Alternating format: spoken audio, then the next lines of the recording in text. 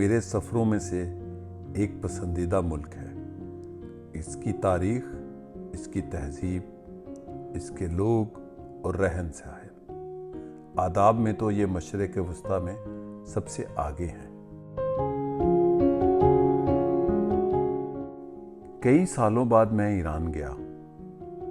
जब ईरान पहुंचा तो पहला जो बड़ा शहर जहां मैंने क़याम किया, तबरीज़, अपने एक दोस्त रज़ा के यहाँ, और उसकी दोस्त भी मेरे इस सफ़र में शामिल हुई, जहां मैं एक दुनिया की बड़ी झील देखने गया।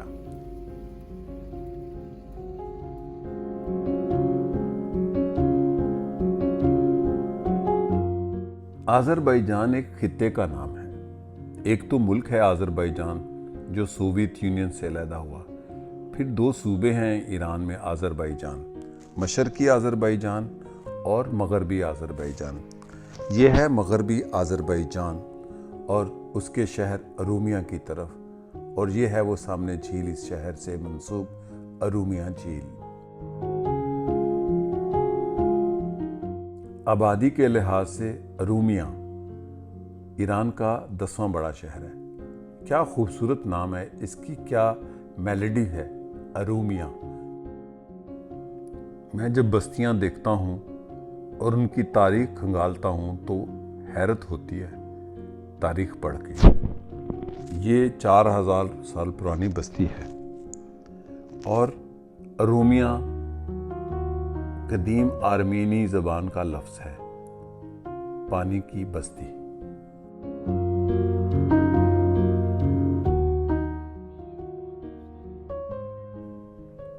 गाड़ी मेरे दोस्त रज़ा की थी और पेट्रोल मेरा, और उसकी ड्राइविंग की मजदूरी भी मेरी जो मैंने अदा की, क्योंकि पेट्रोल बड़ा सस्ता है वहाँ पे।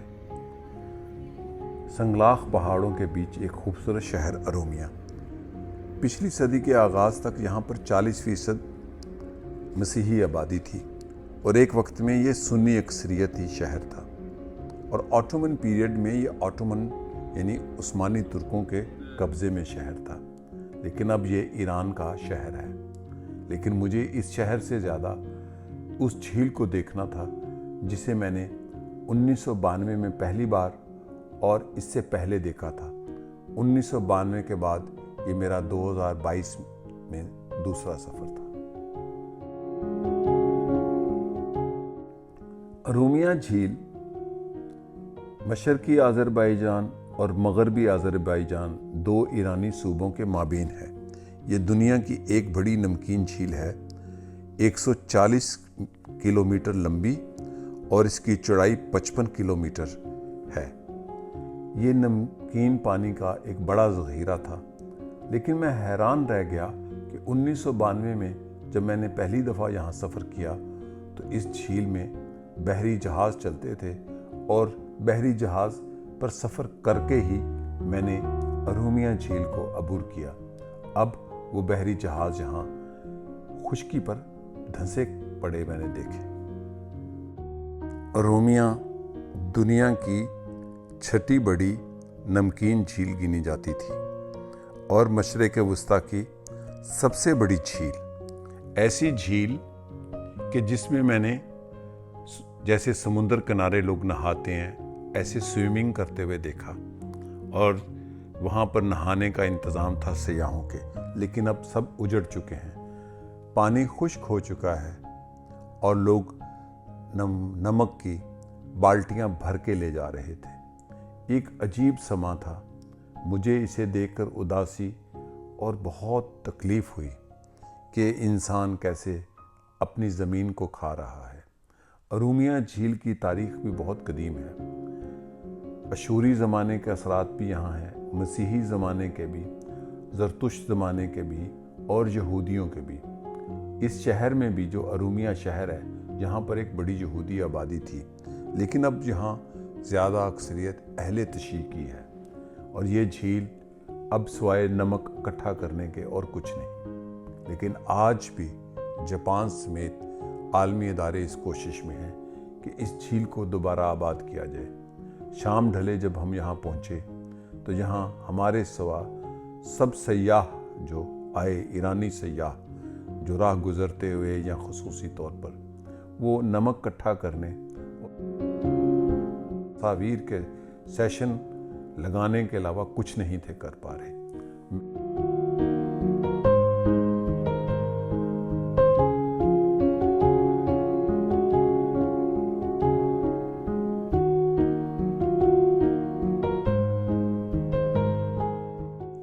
इंसानी तहजीब ने तरक्की की है या ज़वाल? वो शहर जो पानी का शहर कहलाता था, इस झील की मुनासबत से वाटर सिटी, आज उस झील का पानी खुश्क हो रहा है। ये इंसानी तरक्की है या ज़वाल? अशूरियन तहजीब के आसार से लेकर और उससे पहले मेसोपोटामियन तहजीब और आर्मीनी तहजीब में ये पानी का शहर कहलाता था, और इस पानी के शहर को मैंने उजड़ते हुए अपनी आंखों से देखा है। 1992 के बाद यहाँ पर जो एक पुल बना, और पुल के बाद यहाँ पर ट्रैफिक अब बहरी जहाज़ों के बजाय पुल पर ही से गुजरती है, चूँकि बहरी जहाज़ अब यहाँ पर ज़मीन में धंस चुके हैं। पानी खुश्क हो रहा है और नमक के अलावा यहाँ अब कुछ नहीं। लेकिन आलमी इदारे इस कोशिश में तो ज़रूर हैं कि इस झील को दोबारा बहाल किया जाए। जो दरिया इसमें आके गिरता है, दरिया ज़ब, उसके पानी का कोई ऐसा ज़रिया बनाया जाए कि दोबारा पानी इस झील को भर दे। ये वो बहरी जहाज़ है, शायद इसी पे मैंने सफ़र किया, जो दीदा इबरत है, इंसानी तरक्की या ज़वाल का सबूत है। क्या इंसान तरक्की कर रहा है कि ज़वाल?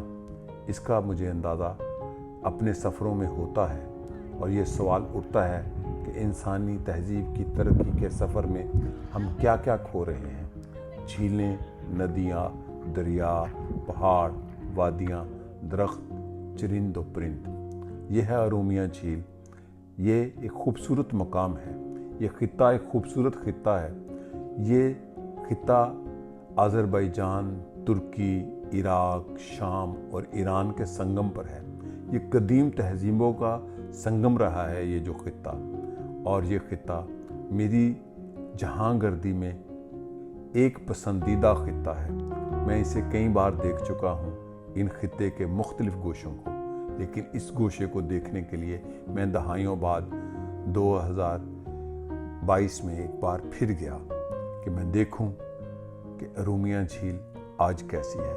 ये एक तवील सफ़र था तबरीज़ से, और हमने इस सफ़र में शम्स तबरीज़ी का मज़ार भी देखा, जो कि खोई में है। कहा जाता है कि उनका मज़ार मुबारक खोई में है। इस मज़ार मुबारक के अलावा अरूमिया झील को शाम ढले देखते हुए मुझे एक अजीब सी उदासी हुई। सयाह की उदासी कोई उससे ही पूछे जब वो दोबारा किसी मकाम को किसी बदली हुई भद्दी शक्ल में देखे तो और उदासी छा जाती है। अरूमिया झील में पानी नहीं, बाकी सब कुछ था। लोग थे, नमक था, पहाड़ की चट्टानें थी, पानी में चलने वाले बहरी जहाज़ खुश्की पे धंसे खड़े थे, और पानी नहीं था। क्या ये झील है या दीदा इबरत है? इंसान के ज़वाल की निशानी है। अरूमिया झील इंसानी तारीख़ की एक अहम झील कहलाती है। इसके गिर्द बड़ी तहजीबों ने जन्म लिया, और इस शहर और झील से जुड़े कई कहानियाँ हैं।